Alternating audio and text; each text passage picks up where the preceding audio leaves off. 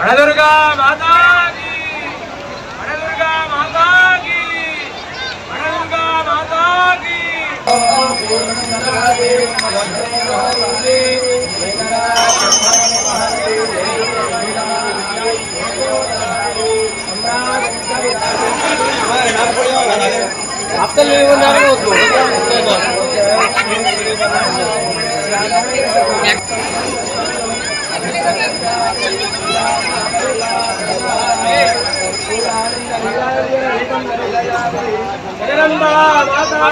ఈరోజు మాఘ అమావాస్యను పురస్కరించుకొని శ్రీ ఏడుపాయల వనదుర్గా భవాని దేవస్థానం భక్తులు అధిక సంఖ్యలో విచ్చేయిస్తున్నారు. భక్తులందరికీ కూడా వారికి అన్ని వసతులు కూడా కల్పించడం జరిగింది.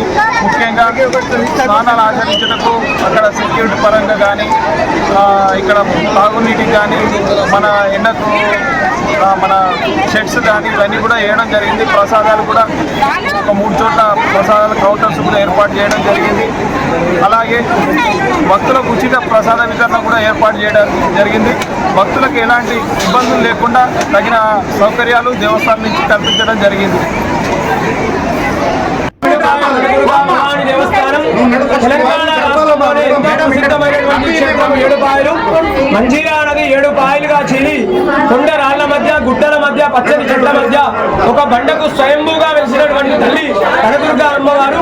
మరి ఈరోజు మాఘ అమావాస్య, పుష్య అమావాస్య, అదేవిధంగా మౌని అమావాస్య అంటారు.